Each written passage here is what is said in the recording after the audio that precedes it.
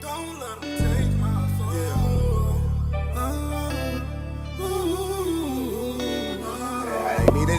Not at all.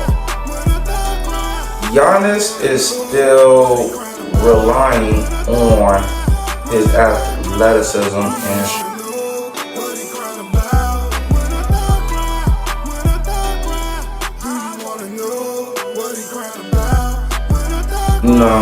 in the early 30s. It's time to start doing that now. So when you are 50 or 60 and you got a couple billion in the bank, now you could live comfortably and not have to worry about it. Do you wanna know why I cry at night? Do you wanna know why I can't sleep at night? These niggas off, gon' take them out. 2 shots, pow, pow, take them out. Had a few ones try to take me out. Now I can't trust a damn soul. Own brothers against me. Should've never ever ever be the same. When a thug cry, do you wanna know what he crying about? When a thug cry, do you wanna know what he crying about? When a thug cry, do you wanna know what he crying about? When a thug cry. Yo, welcome back. It's your boy Trillionaire Chuck, and yes, this is episode 46. Yes, we coming to you live. Man, oh my gosh. We got to talk about this Rookie of the Year selection. Not only that, we got to talk about what's behind me right here, which we'll get into a little bit later. Karl Anthony Towns goes to the Knicks. Man, Kelsey Plum, Becky Hammond get into a little altercation on the sideline. We got to see what that's about. And you know, we got the best for last. Relationship talk. But wow, wait. Just let's get into it, y'all. So, oh my gosh. Okay. Rookie of the Year goes to Caitlin Clark, right? People voted her over Angel Reese. Now, was it fair? Was it fair to Reese?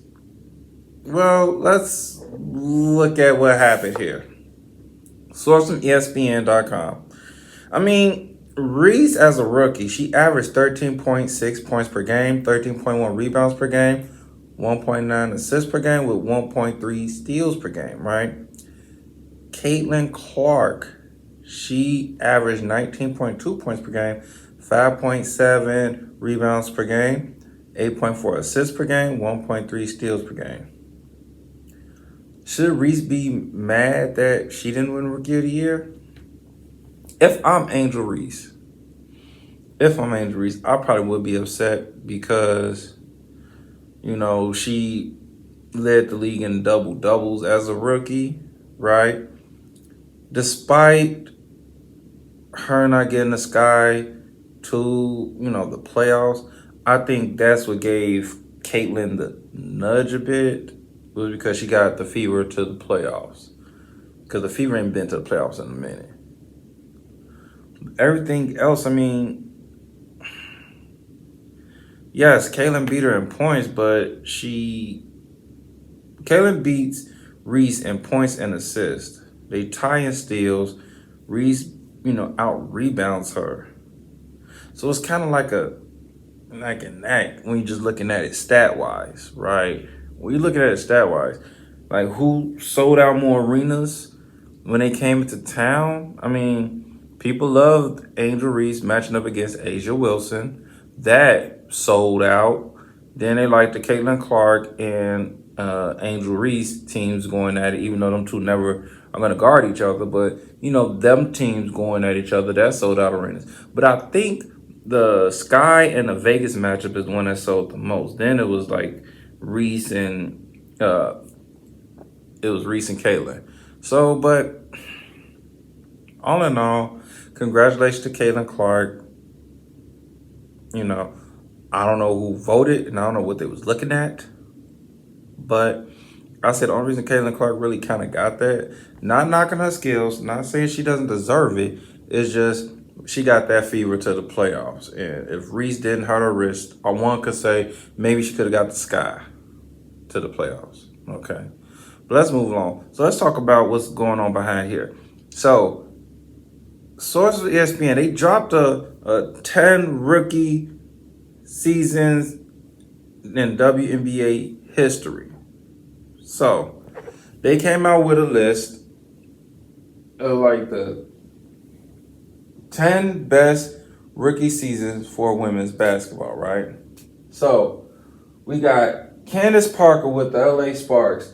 Her rookie season, she averaged 18.5 points per game, 9.5 rebounds per game, 3.4 assists per game, 2.3 blocks per game. Then you got Tamika Catchings with Indiana Fever. Her rookie season, she averaged 18.6 points per game, 8.6 rebounds per game, 3.7 assists per game, 2.9 steals per game, right? Then you got Caitlin Clark right here. She averaged 19.2 points per game, 5.8 rebounds per game, 8.5 assists per game, 1.3 steals per game. Then we got Maya Moore. She averaged in her rookie year with the Lynx 13.2 points per game, 4.6 rebounds per game, 2.6 assists per game, 1.4 steals per game, right? Then you got Asia Wilson with the Aces. Her rookie season, she averaged 20.7 points per game, 8 rebounds per game, 2.2 assists per game, and 1.7 blocks per game. So we got Brianna Stewart with the Seattle Storm, her rookie season. She averaged 18.3 points per game, 9.3 rebounds per game, 3.4 assists per game, 1.9 blocks per game. Then you got Alina Dali-Dani, rookie season with the Chicago Sky. And she averaged 18.5 points per game, 5.6 rebounds per game, 1.8 assists per game, 1.8 blocks per game. Now, we have Diana Taurasi with the Phoenix Mercury, who averaged 17 points per game, 4.4 rebounds per game, 3.9 assists per game, 1.3 steals per game. Okay. Then you got Tina Charles, the Connecticut Sun.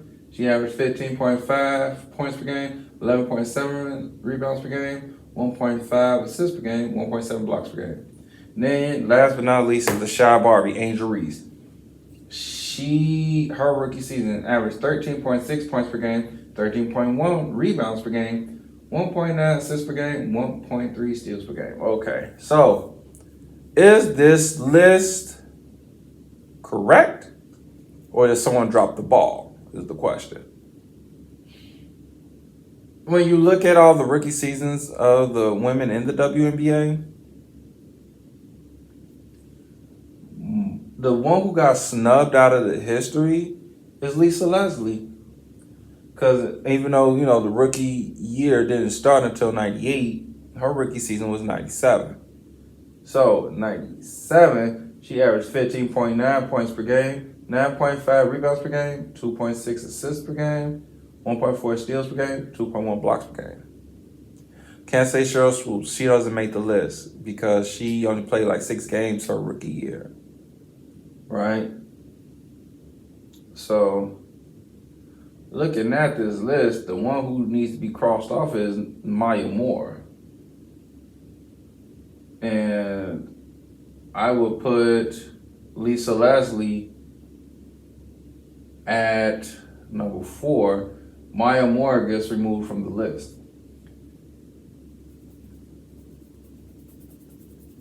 That's the only change. Other than that, everything else, everybody's in their rightful place. I mean, maybe move Kaylin to number 2 over Tamika Catchings because she has more. But see, she has more assists per game. But then Tamika Catchings has more rebounds than Kaylin. So it's like, yeah, Kaylin outscores Tamika, has more assists than Tamika, but Tamika has more rebounds and more steals than her. So maybe these two may flip, maybe, give or take. Asia's where she needs to be, or Brianna, because she scored more points than Brianna Stewart. And actually, no.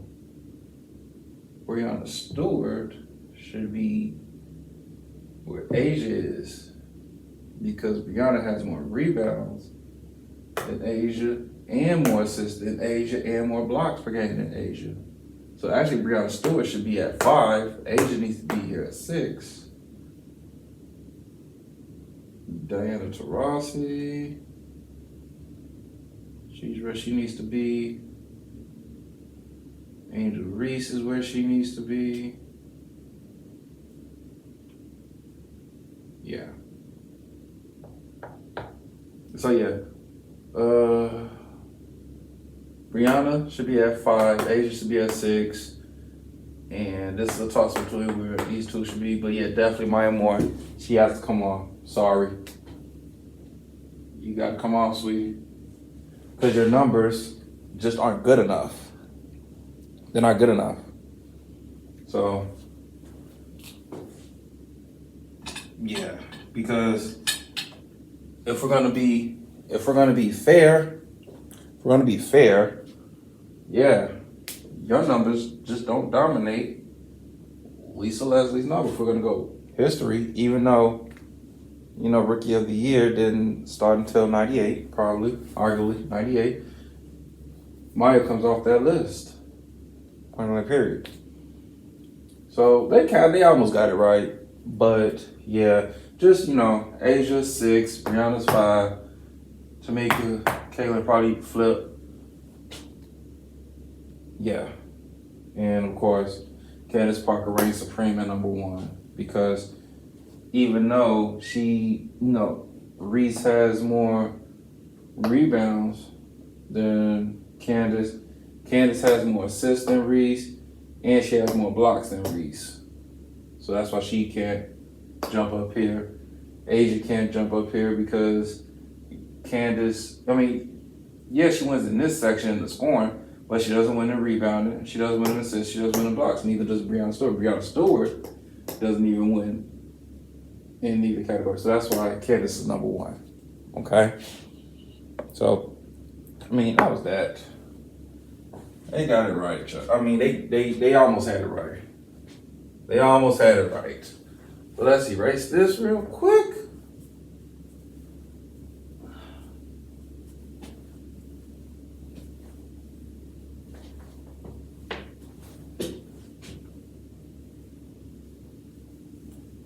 Get all this off the board.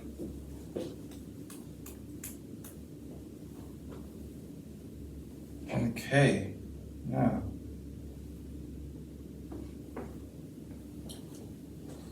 alrighty. Now, let's go on. Moving along. So, Julius Randle, DiVincenzo go to the Timberwolves in exchange for Karl Anthony Towns. So, as the Knicks are currently constructed, it is now. So listen to this roster. OG Anunoby, Mikal Bridges, Josh Hart, Jaylen Brown, Cameron Payne, Karl Anthony Towns, Mitchell Robinson. So here is the question. With this Knicks roster currently constructed, do they have a chance to make it to the NBA Finals?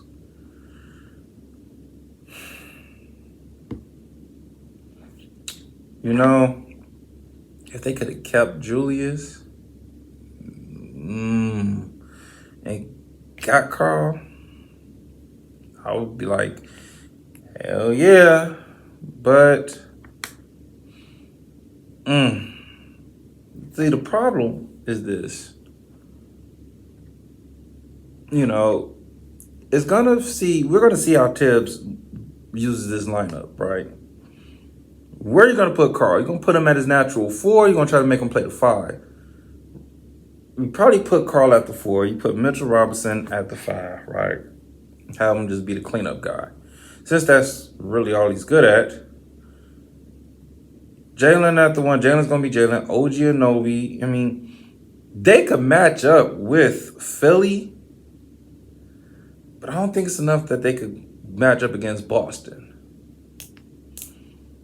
I think it's just enough to match up against Philly, but not Boston. Because who the fuck is stopping Jaylen Brown? The only people that stop Jason Tatum is Jason Tatum. I don't think this is a NBA Finals team, but I will say they can make the Eastern Conference Finals. If they make it to the finals, it will have to. A lot will have to go their way to make it to the finals. A lot will have to go their way to make it to the NBA finals. I mean, like the matchups. Maybe someone gets suspended. I don't want to say injured. You know, I definitely want to see all teams play healthy at full strength. But I mean, just looking at this, naming off the names, stats, you got to see how the chemistry going to be, how Tibbs is going to coach this lineup. So I just feel like, nah, it's not a title team, but it's they can make it to the Eastern Conference Finals, which they haven't been there in a long time since Patrick Ewing was playing. And that's just what I firmly believe. But we're going to see, because the NBA season is slowly approaching. But before we get into more, we're going to take a quick commercial break. Stay tuned. Don't go nowhere.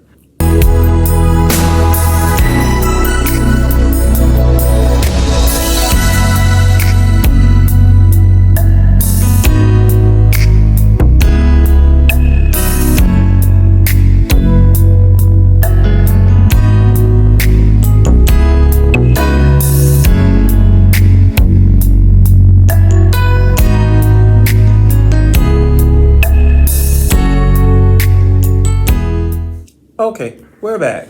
So, Kelsey Plum and Becky Hammond clash, according to sources from Marca.com. Why even explain it? Roll a clip for me, please. 5, 6, 7,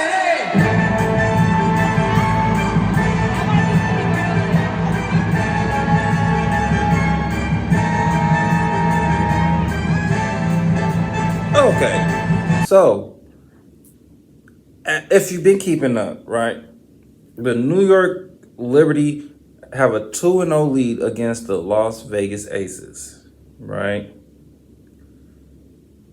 Now, one does not see this coming. I think some had the Aces winning it all. I know I did. But, things happen. So, with this, we can go over the stats real quick.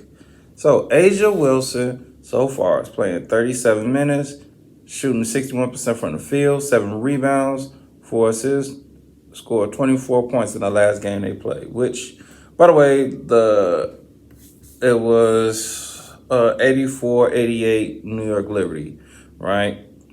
So you had Alyssa Clark, played 35 minutes, had 13 points, 3 rebounds, 2 assists, 1 steal. She shot 44.4% from the field, and she shot 42.9% from 3, 100% for the free throw line, right? Chelsea Gray played 36 minutes, had 14 points, 4 rebounds, 7 assists. She shot 41.7% from the field, shot 33.3% from 3, shot 50% from the free throw line. Now, Kelsey Plum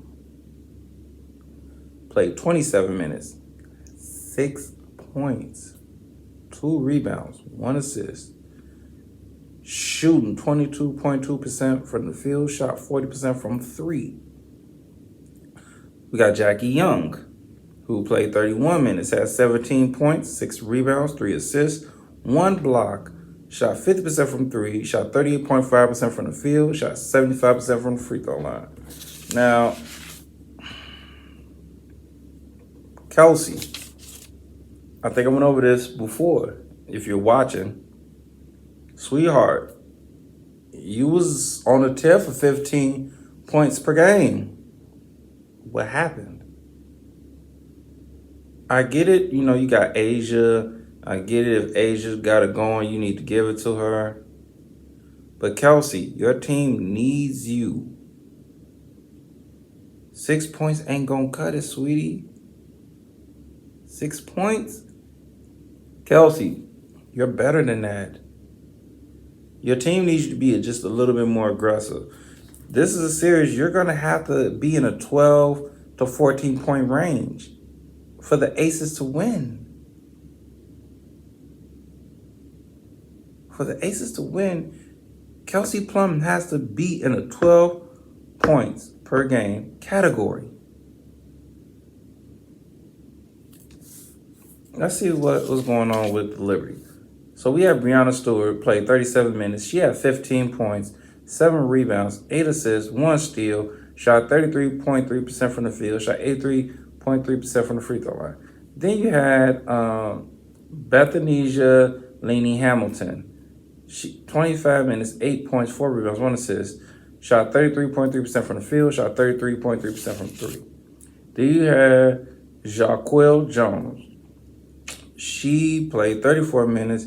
She had 14 points, 8 rebounds, 4 assists, shot 62.5% from the field. She shot 50% from 3, and she shot 75% from the free throw line. Then you have Sabrina Ionescu. Hopefully I'm saying it right, Sabrina. I apologize. By the way, your shoes are fire. I might cop me a pair of them Sabrinas. I'm seeing they saying they're comfortable, so I might give me some Sabrinas. But played 37 minutes, had 24 points, 9 rebounds, 5 assists, 1 steal, 1 block, shot 50% from the field, shot 33.3% from 3, shot 75% from the free throw line in that game. Kelsey, your team needs you to step it up, okay, sweetheart? This is your last game y'all finna play. If you don't score 12 or more this game, kiss your season goodbye. And on that note, we're gonna take a quick commercial break. Stay tuned. Don't go nowhere.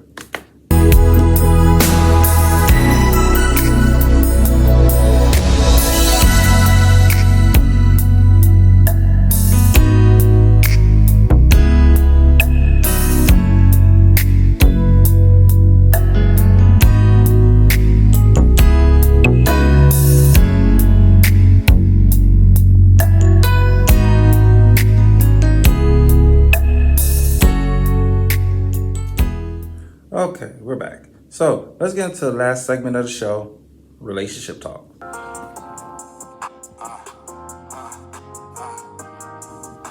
Okay, here's an interesting topic. Found one. Play that clip for me, please. On dates. If she wants something from you without knowing you, she's playing you. I wouldn't even buy her coffee.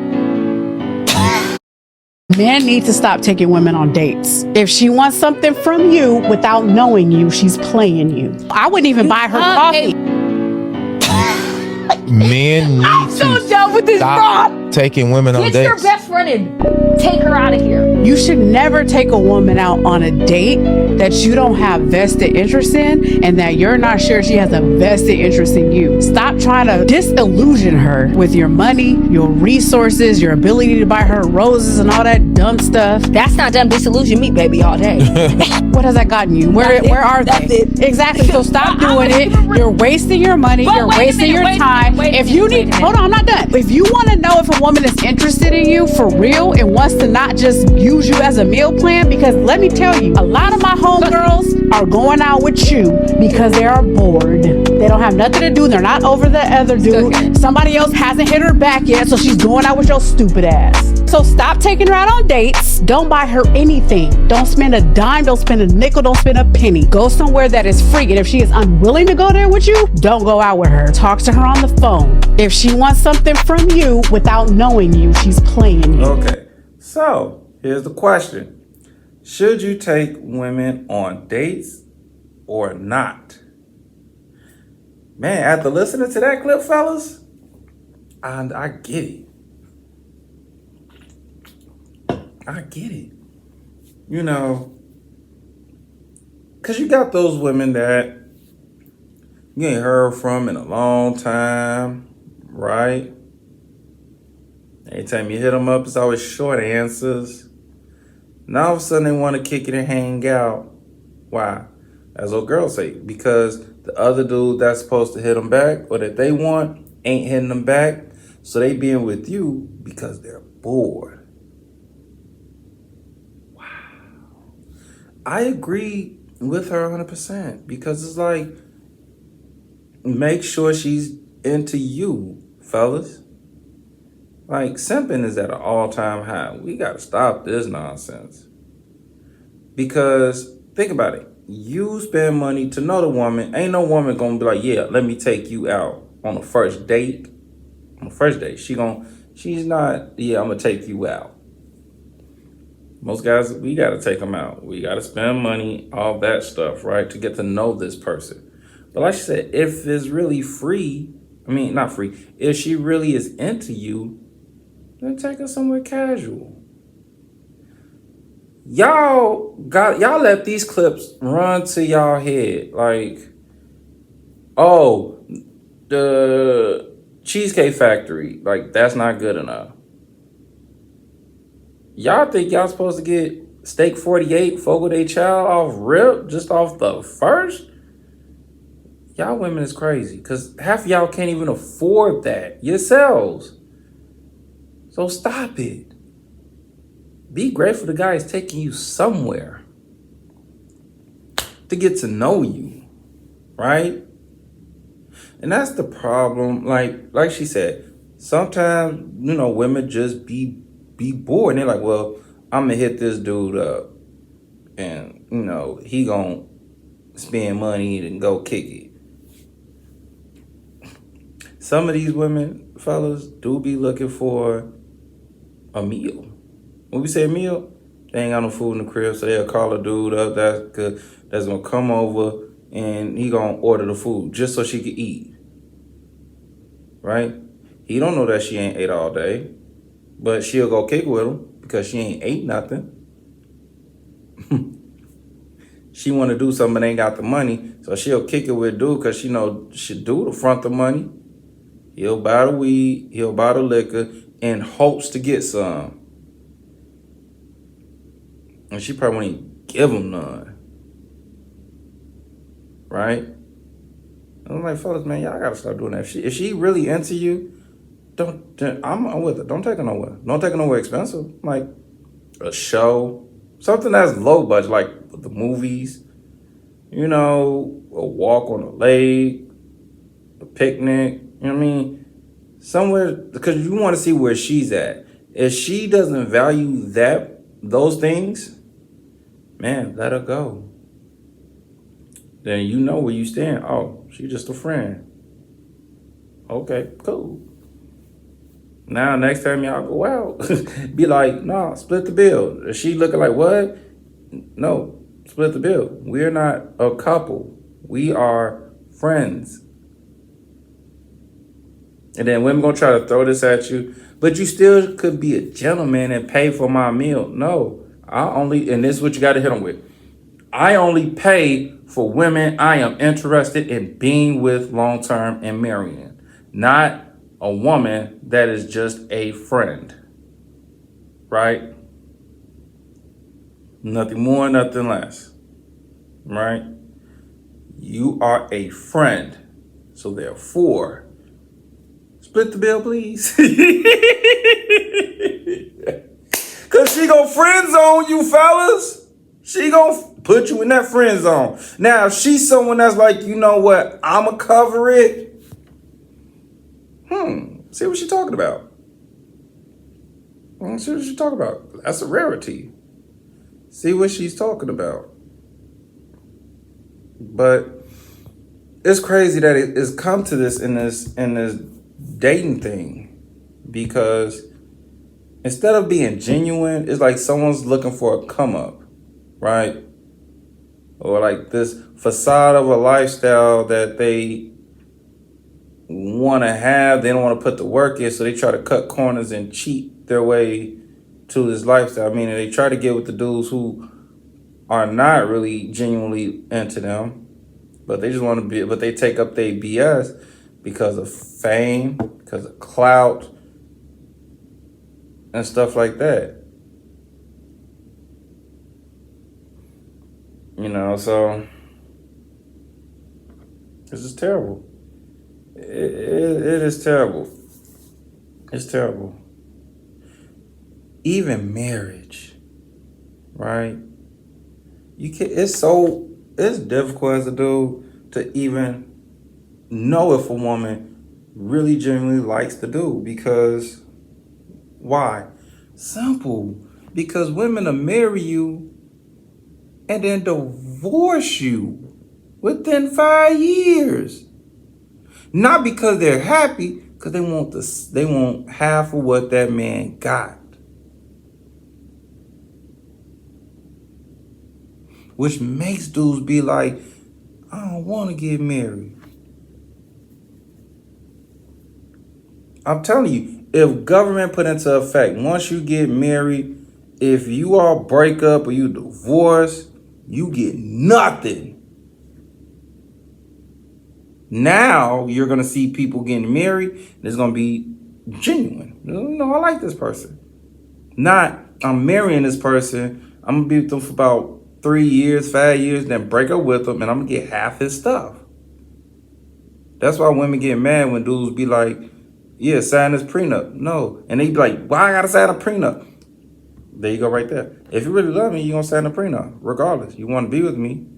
How do we know you're not out for, the money, the resources and stuff?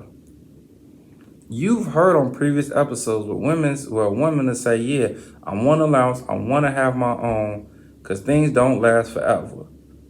So if he falls down, she's ready to go.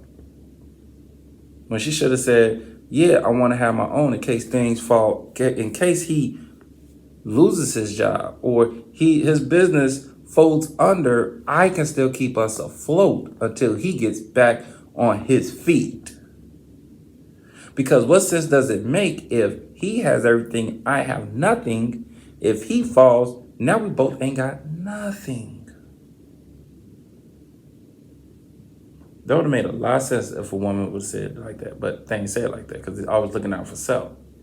So fellas, I think it may be time that, you start looking out for yourself.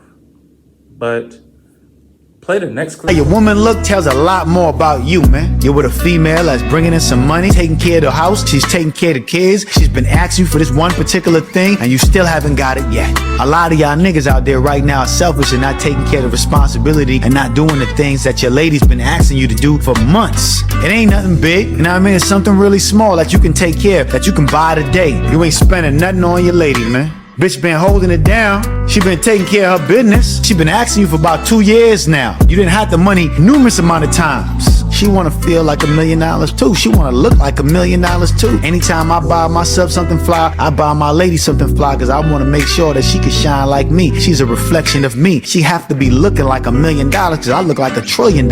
So she could at least look like $1 million standing next to me. Buy your lady something nice. How your family look, how your people look, how your lady look, how your kids look, tells a lot more about you than any diamonds you got on or any car that you driving. A lot of you niggas got kids running around with dirty ass diapers, don't got new school clothes, don't got new school books, but you looking fly like a pelican, man. The woman is a reflection of you. Make sure to take care of your home first. You feel me? If she...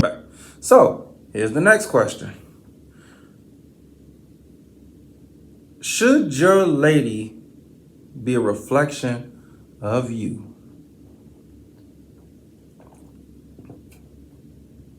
Yes. Now, this guy, some stuff, I'll be like, what is he talking about? And he's talking materialistic in this aspect, right? Buy your woman something and she been holding it down. Of course, yes. I mean, guys do that already.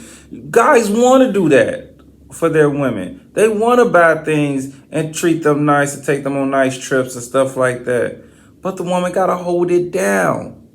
So I just be like, what is he talking about? Like, he saying dudes be scared to spend. No, don't know dudes be selfish. What is he talking about?